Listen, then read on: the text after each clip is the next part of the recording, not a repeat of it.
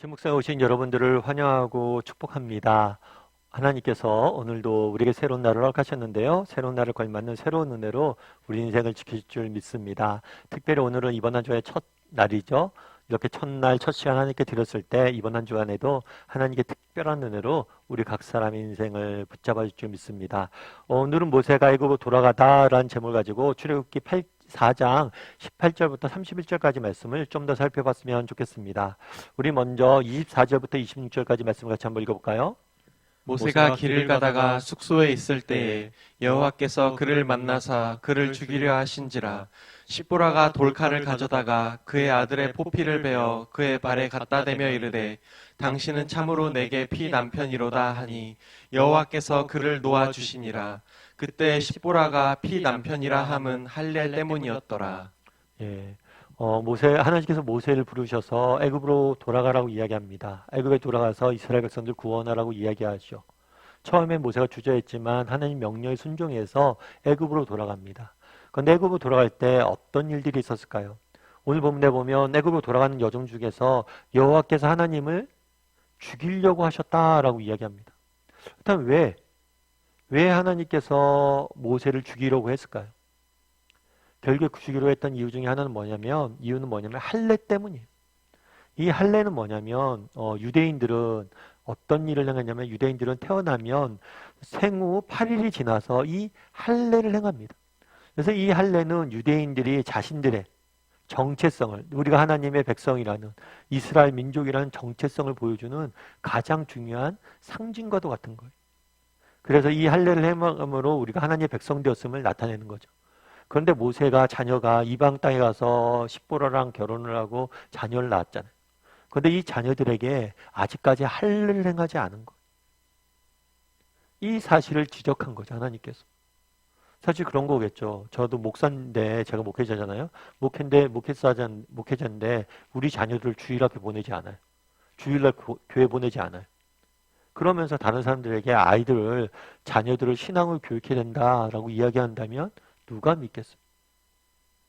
야, 모세야, 너 우리가 하나님이 널 보내셨다라고 이야기를 하지. 우리로 하여금 정말 가나안 땅에 가서 하나님 백성답게 살자라고 이야기를 하지. 그런데 넌 네 자녀들도 하나님 백성으로 안 키우지 않았어? 라고 이야기한다면 앞뒤가 말이 맞지 않는 거죠.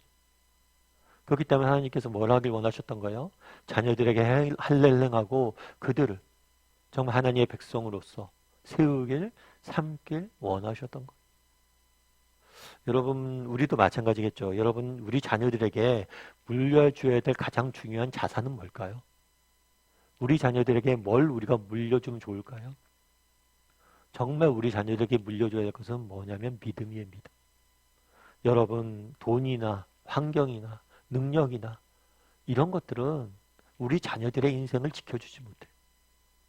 예전에도 한번 말씀드렸지만 미국에서 어떤 한 젊은 청년이 자살한 적이 있었어요. 그런데 이 사람이 자살했던 이렇게 주목 끌었던 게 이유가 뭐였냐면 우리나라에서 굉장히 큰 재벌집 딸이었어요. 이 아이가 자살했을 때 가지고 있는 순자산만이 재산이 2,700억이에요. 여러분 2,700억이 얼마 큰 돈인지 압니까? 그런데 그 많은 재산을 물려줬음에도 불구하고 그 재산이 이 젊은이를 죽음으로부터 구해주지 못했어요. 여러분, 우리가 아무리 물론 노력을 해야지 우리 아이들에게 좋은 환경도 물려주고, 좋은 환경도, 여건도 물려주고, 능력도 물려주고, 재산도 물려줘야죠. 세상을 살기 힘드니까. 그런데 정말 물려줘야 할 것은 뭔지 아세요? 믿음입니다. 왜요? 정말 힘들고 어려워도 믿음만 있다면, 믿음이 주는 소망만 있다면 이겨낼 수 있기 때문에. 정말 세상을 살아갈 수 있는 힘이 마치 고기가 아니라 고기를 잡는 법이 바로 믿음이기 때문에. 그래서 우리 자녀들에게 믿음과 소망을 정말 물려줄 수 있어야 돼요. 그러기 위해서 뭘 해야 돼요? 우리가 믿음과 소망을 가진 사람이 돼야 돼요. 우리가 먼저. 그런 다음에 어떤 일이 있었을까요? 27절과 28절 말씀을 같이 한번 읽어볼까요? 여호와께서 아론에게 이르시되 광야에 가서 모세를 맞으라 하시매 그가 가서 하나님의 산에서 모세를 만나 그에게 입맞추니 모세가 여호와께서 자기에게 분부하여 보내신 모든 말씀과 여호와께서 자기에게 명령하신 모든 이적을 아론에게 알리니라. 여호와께서 모세에게 나타나셨죠. 아론에게 나타나셨어요. 그리고 모세를 맞이하라고 명령하십니다. 사실 모세가 처음에 하나님 부르심 받을 때 이야기하죠. 저는 혀가 굳은 사람이다. 저는 말을 못합니다. 저는 못 갑니다. 라고 했을 때 하나님께서 약속하셨어요. 뭐라고 했냐면 아론이 있지 않냐? 아론이 널 도와줄 것이다. 그리고 실제로 모세가 애굽으로 갈 때 실제로 아론에게 나타나서 모세를 맞이하게 하는 모습들을 보게 됩니다. 정말 우리의 연약함에 대안으로 하나님 주신 게 뭐예요? 공동체예요. 공동체. 하나님께서는 우리 주변에 정말 사람들을 보내주셔서 우리의 연약함에 대해서 채우시길 원하세요. 실패에 대한 세상에 대한은 뭐냐면 실력이에요. 네가 실패했냐 넘어졌냐 그럼 능력을 키우라는 거예요. 그래서 다시는 실패하지 말라는 거예요. 우리 인생을 살면서 너희가 한 번도 실패하지 말라고 이야기하는 거죠. 그런데 인생을 살다 보면 어떻게 해요? 실패하지 않을 수 있죠. 실패할 수 있죠. 넘어질 수 있어요. 왜요? 우리는 부족한 사람들입니다. 그랬을 때 하나님이 주시는 대안은 뭐예요? 공동체예요. 공동체. 정말 서로의 부족함들을 채워주고 서로를 세워주며 기도하고 응원하라는 거예요. 여러분들은 어떠세요? 여러분에게 이런 모세와 같은, 모세에게 아론과 같은, 아론에게 모세와 같은 그런 공동체가 있으세요? 기도해주고 함께 뜰 수 있는 사람들이 있으세요? 정말 서로에게 그런 존재가 되었으면 좋겠어요. 특별히 저희는 다음이란 공동체로 모였잖아요. 서로가 서로에게 그런 정말 사람들이 되었으면 좋겠다라는 바람이 있습니다. 이번 한 주간 정말 서로를 위해서 정말 기도해 줄 수 있고 서로의 삶을 응원해 줄 수 있는 그런 우리가 되었으면 좋겠어요. 우리라는 공동체가 되었으면 좋겠어요. 짐 에보트라는 분이 계세요. 이분 같은 경우에는 예전에 88 올림픽 때 미국 국가대표 야구 선수로 우리나라에 왔었죠. 그리고 금메달 결승전에서 호투를 펼치면서 정말 미국의 금메달을 알려준 야구 선수로 알려져 있어요. 그리고 올림픽에서 금메달을 땄기 때문에 메이저리그에 입성해서도 많은 또 이렇게 좋은 성과를 내고 인기를 누렸던 사람이에요. 그런데 이분이 굉장히 많은 사람들에게 감동을 줬던 이유는 뭐냐면 이분이 한쪽 손이 없어요. 왼쪽 손만 있고 오른쪽 손은 없어요. 조막손이에요. 그래서 글러브를 손에 끼울 수가 없습니다. 그래서 글러브를 손에 걸치고 공을 던졌어요.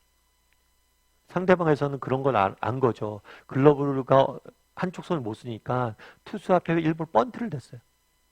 그럼 수비하기 힘들 것 같다. 그런데 그렇지가 않아요.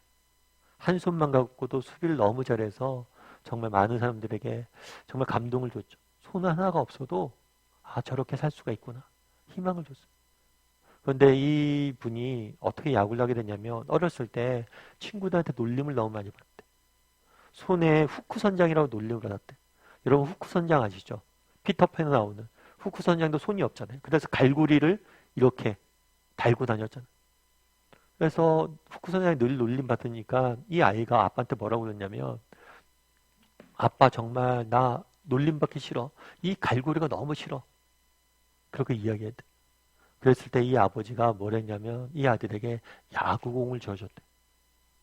그리고 야구공을 던지게 했고 그렇게 해서 야구 선수가 된 거죠. 그래서 그때 아버지가 야구공을 내 손에 잡아주지 않았다면 야구 선수가 될 수 없었다라고 이야기하더라고요.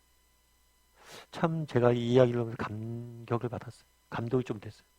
여러분 그렇지 않습니까? 여러분 한 손이 없어요.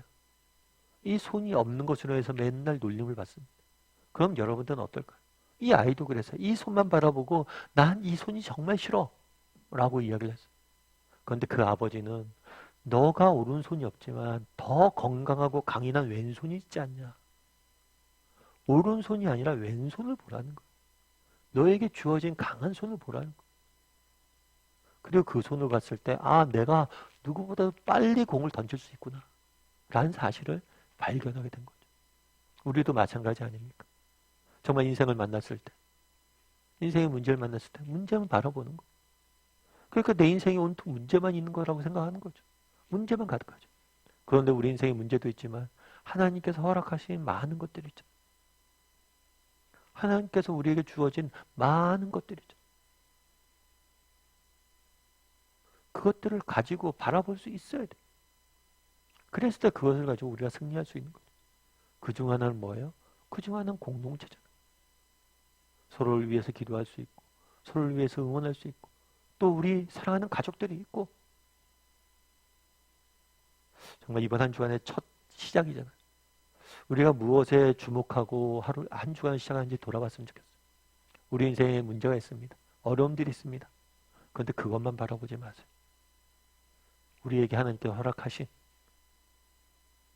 정말 우리 사랑하는 가족들, 또 비록 힘들고 어렵고 지치지만 그래도 내게 허락하신 일터, 그리고 날 응원하는 많은 사람들, 그리고 내게 주어진 건강, 하나님께서 내게 허락하신 것들이 있습니다.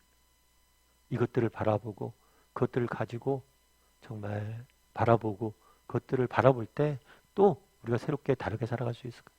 그렇게 한 주간 살아갈 줄 아는 저와 여러분이 됐으면 좋겠고, 특별히 하나님 우리에게 선물로 주신 공동체, 서로를 위해서 기도하고 응원할 줄 아는 그런 사람들이 되기를 주님의 이름으로 소원합니다.